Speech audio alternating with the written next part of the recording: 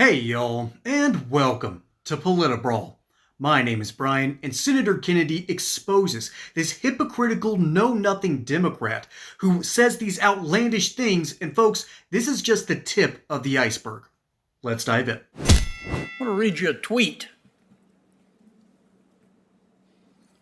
It's from 2019. You weren't in law school then, were you? I was not, Senator. How old were you then? I had passed over half a century. This is what the tweet says. Yes, there are some women GOP peers, meaning members of the Republican Party, and a tiny number of Democrats who want government, not women, to control women's bodies. But if there were no Republican men in elected office, there would be no abortion bans. Did you write that? Senator, I do not recall that specific tweet, but I do not deny writing it. You wrote it. Okay. Here it is, bigger than Dallas. Do you think that my votes with respect to abortion are based on the fact that I want to control women? Senator, I cannot speak to that. Well, why'd you say it in front of God and country? Well, Senator, I do believe that the reproductive rights established in Roe versus Wade and then dealt with in Casey, June Medical, and other Supreme Court decisions are important. And that's fine. I agree with that. Well, Reasonable people disagree, but that's not what you said, Counselor. Right. And Senator, You said every Republican, other than the ones that you like, have their position on abortion because they're misogynistic. well, Senator, Do you believe in God? Senator, I have faith. I believe. I certainly. A lot of people have faith. Right. Did it ever occur to you that some people may base their position on abortion on their faith? Senator, I sincerely appreciate people who have a different position on abortion than You I sure do. don't tweet it. Have you ever tweeted that? Well, Senator, I'm saying it now under oath. I am determined to tell the truth. And if I could make clear, Senator, and I appreciate your question, your concern, that, Senator, I recognize the difference between someone saying something, inartfully as a private citizen and working as a lawyer. And I think I've got a 30-year track record of being open-minded. Okay, I get all that. Man, that's not just one tweet, Counselor. You got them, a whole bunch of them here. Long as King Kong's arm. You have to laugh. And folks, that's the situation that we're in. You have to laugh at this sort of rhetoric. That he's got a whole host of tweets longer than King Kong's arm.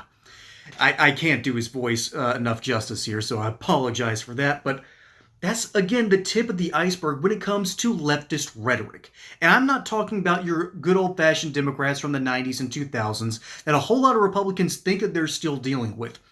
I mean, Joe Biden, despite his brain being mostly mashed potatoes at this point, still thought that he was this classic 2000s Democrat who still cared about American labor, cared about protecting life to some degree. There was a small strain still in the 2000s of these Democrats who did believe in the right to life, and we need to unpack that a little bit too. Because the whole purpose of the right to life movement, ironically enough, is not just based in religion. It is based on the fundamental idea that you have the right to life, liberty, the pursuit of happiness, and from a technical standpoint, if you want to dive deep into the what Edmund Burke had to say, life, liberty, and property. But we change it to the pursuit of happiness because, let's be honest, we should have that right as well. And thus, if you don't have that fundamental right to life, all the others are in jeopardy. There's a whole lot of Democrats that do not understand that. And those were back in the day of the moderates. Back when the Democrat Party, if you were looking on the political spectrum, and if my nose was the center, they'd be a centrist party. They were the party, but now they moved even farther to the left. These people have lost the plot for the most part because Americans finally got to see just how weird their rhetoric is after during the 2020 election, when people were locked down in their homes and they were looking at their children's curriculum. They were looking at what their kids were bringing home from the schools, and what the schools were essentially saying is, if you are a white kid, how racist are you? Seriously, there were questions like this across textbooks across the nation. And it wasn't just in liberal areas. They were happening in rural areas in Georgia. They were happening in Republican-style cities in places like Miami. They were, of course, happening all across the Pacific Northwest in California. And you definitely ran into them in New York City and other Democrat strongholds. This sort of rhetoric does have consequences. And these consequences can ultimately come at the expense of good policy. There is occasionally a good Democrat idea. It happens, something about a blind squirrel and an acorn. But ultimately, the rhetoric of the left has gone from let's help out to the American worker to let's throw Molotov cocktails at Tesla dealerships. What we have and what we're seeing time and time again is that there's this escalation of rhetoric. And it starts off with tweets like this, saying that Republicans want to legislate women's bodies.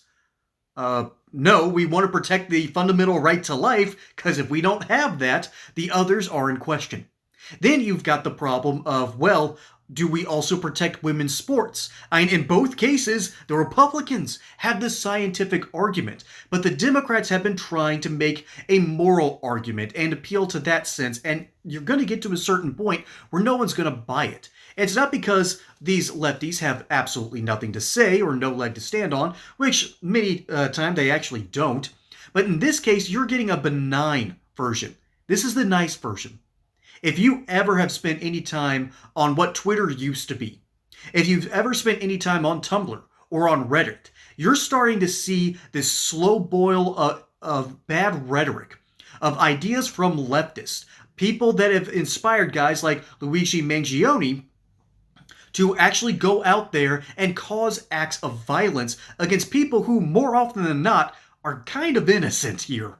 Okay? If you bought a Tesla, you were probably a leftist or a centrist thinking that, well, maybe I'm helping out the economy.